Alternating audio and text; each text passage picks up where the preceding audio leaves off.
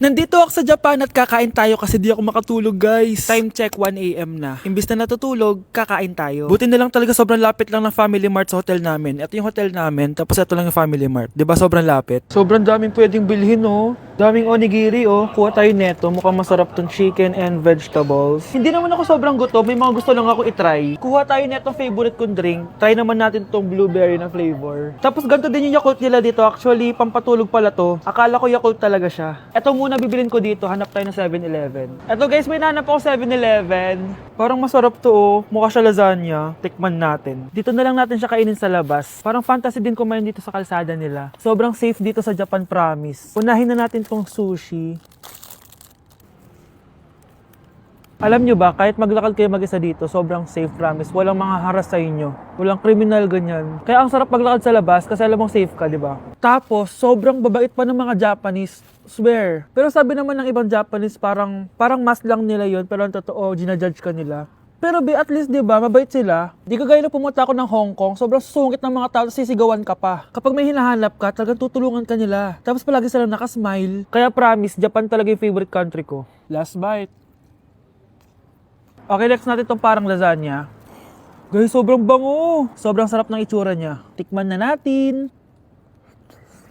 Ang sarap! Ito din yung gusto ko sa Japan. Sobrang sarap ng mga pagkain nila. Like, promise. Wala pa kami natitikman dito sa Japan na hindi masarap.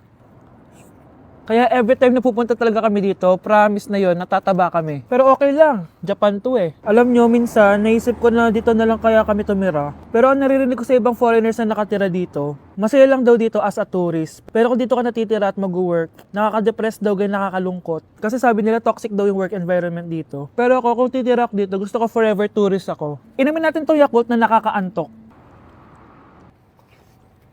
Last bite! Pabalik na ako ng hotel, guys, and inumin na natin to favorite nating drink. Medyo malansa siya, tas maasim. So, yun lang, guys. Bye! Ganda nito. Sana maging successful yung pagbebenta ko ng damit noon, ha? Mahal, ang dami nating ibebenta mamaya. Manifest natin na makabenta kayo, Nay, para makaahon na tayo sa kahirapan. Hindi ako makapaniwalang nabili ko na yung pangarap kong tig 200,000 na relo. Wow, ang ganda niyan, Tay! Anak, tignan mo to, binili sa akin ng tatay mo.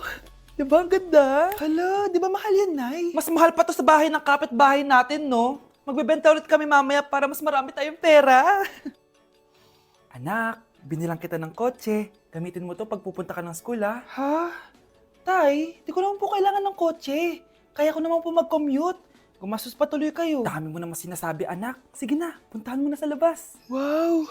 May sarili na akong sasakyan. Wow, ang ganda naman ng bagong kotse mo, Scarlett. Ay, salamat po. Hindi ka ba nagtataka, Scarlett, kung bakit ang bilis niyong yumaman? Galing yun sa pagbebenta ng damit nila, nanay. Ang dami na nga nila mamahaling gamit ngayon eh. Sure ka ba? Na damit lang ang tinitinda nila?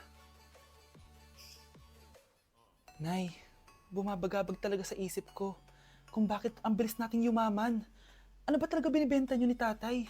Ano ka ba, anak? Malaki talagang kita sa pagbebenta ng damit. Pero, Nay, wala nang pero-pero. Hindi ka ba masaya, anak? Na mayaman na tayo?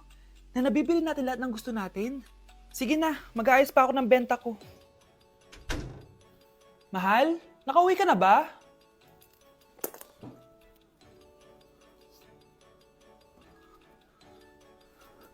Ano ba talagang laman neto? Nagbebenta sila ng laman loob ng tao. Wow, sobrang ganda, mahal. Buti naman nagustuhan mo, mahal. Nga pala, kinuha ko na yung laman loob ng kapitbahay natin. Si Rosa?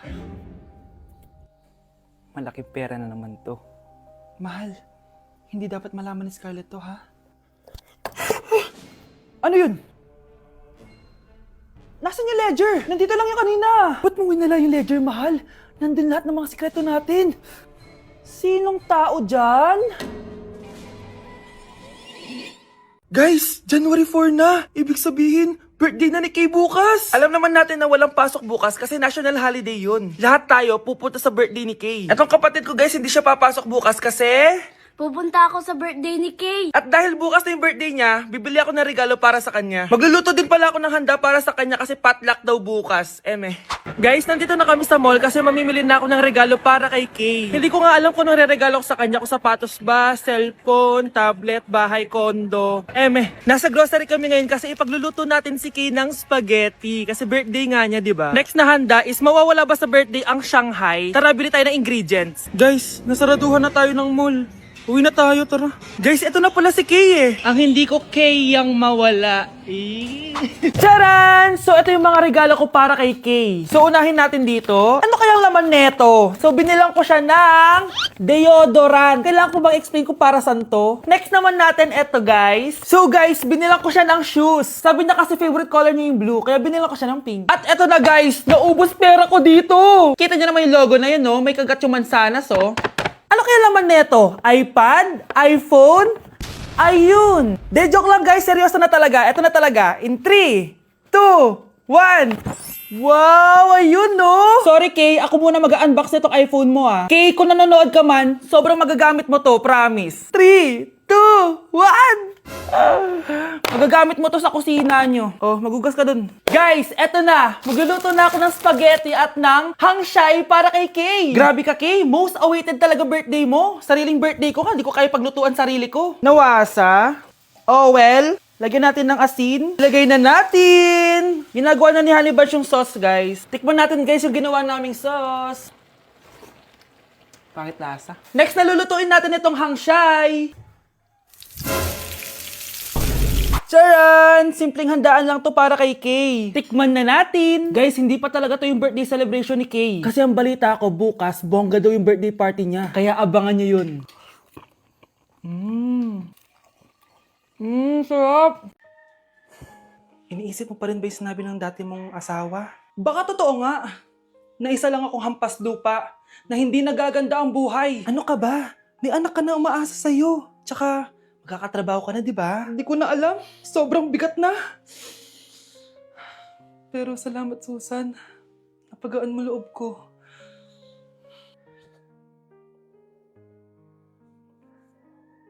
Hello, ma'am. Thank you for calling. How can I help you? Baby, wag ka muna umiyak, please. Sorry, ma'am. Ako muna bahala kay Scarlett, ha? Mag-focus ka lang dyan. Thank you, Susan. Yes, ma'am. I will help you. Scarlett, pagtanda mo, magiging proud sa'yo ang tatay mo. Tay, papasok na ako ng school ha. Grabe na talaga anak ko. Dalaga na talaga. Proud ako sa'yo anak. Mas proud ako sa'yo tay. Kasi kahit sobrang hirap ng buhay natin dati, nakaya mo. O, tignan mo, manager ka na ngayon. Lahat ng ginagawa ko anak, para sa'yo lahat to. Naku, ang sweet naman na magtatay. Sana, ikaw na lang naging nanay ko, Tita Susan. Ha? Ano ka ba, Scarlett? Oh, sige na. Malilate na pala ako. Bye tayo, bye, tita. Hi, first day of school. Sana maging masaya tong chapter ng buhay ko. Kailangan may picture ako. Hoy, cellphone ko! Akala mo ba makakatakas ka? Balik mo yan. Miss, cellphone mo ba to? Cellphone ko. At doon nagsimula ang kwento naming dalawa. Sa susunod kasi, mag-ingat ka. Salamat ha. Simula nun, palagi na kami sabay kumain. At syempre, nagsishare ng baon. Palagi din kami tumatambay pag walang teacher at pinagchichismisan namin ang mga classmates namin. Sabay din kami umuwi hanggang sa... Uy, Scarlett! Tara, sabay na tayo umuwi. Sige, tara. Kunin ko lang yung mga gamit ko, ha? Oh, kanino galing yan? Eto, binigay nung crush ko. Wow, ganda. Oh, tara na, uwi na tayo, ha? Di na pala ako sasabi umuwi. May gagawin pa pala ako. Sige na, ha? Hoy, sabi mo sabay tayo umuwi. Nangyari dun? Nay, bakit po? Mga sinungaling kayo? Paano niyo nagawa sa akin to, ha? Nay, anong sinasabi mo? Hindi namin maintindihan. Ikaw, Scarlett, sabi mo doktor ka, di ba? Bakit katulong ang trabaho mo sa New York, ha? Nay. Ikaw, Brianna, teacher ka, di ba? Bakit nakita ka nilang nasa bar at sumasayaw-sayaw ka pa? Ikaw, Michael, akala ko may engineer na ako. Ngayon pala, nangi-scam ka lang ng tao! Bakit nyo tinago sa akin to, ha? Nay, hindi kasi ako nakapasa bilang nurse sa New York. Sabi nila, mas magaling kasi talaga si Brianna compare sa akin. Kaya rumakit muna ako bilang katulong para makapag-aral ulit. Oo, Nay! Sumasayaw ako sa bar. Pero di ko binibenta ang katawan ko.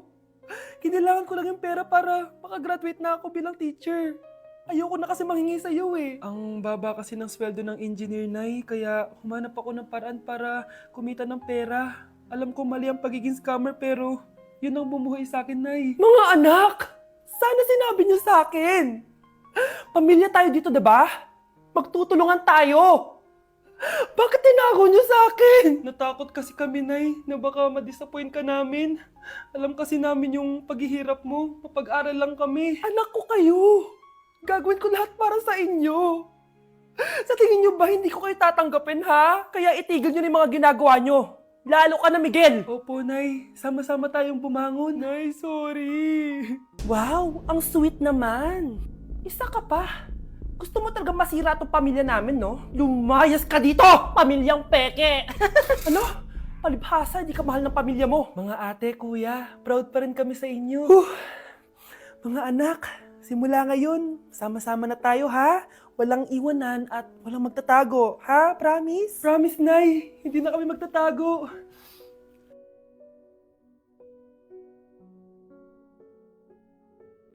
Anak?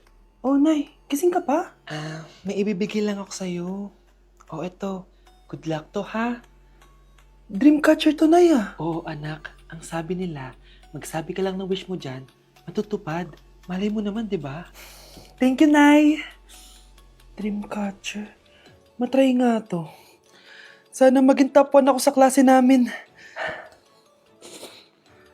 Anak! Congrats!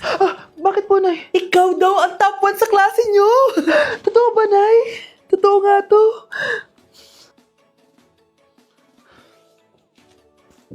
O anak, saan ka galing? Nag-apply ako sa trabaho. Ayoko naman maging pabigat sa inyo habang buhay. Sana makabawi na ako sa inyo. Ba't di mo nalang i-wish yan sa Dreamcatcher? Malay mo naman, di ba? Oo nga no, Nay. Nay! Tanggap na ako sa trabaho! Ang laki pa ng sahod ko!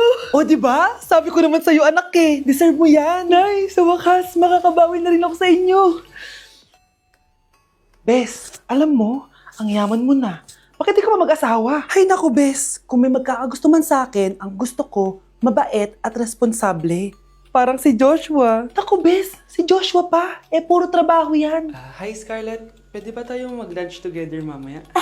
Sure, sige. Saan ba? Ayun. Oh, yan ay simula na love story nyo, ha? Ay, mahal. Grabe. Natupad na natin yung mga pangarap natin. May anak tayo. May malaki tayong bahay. May maayos tayong trabaho. Ay, sa wakas. Proud ako sa ating dalawa, mahal.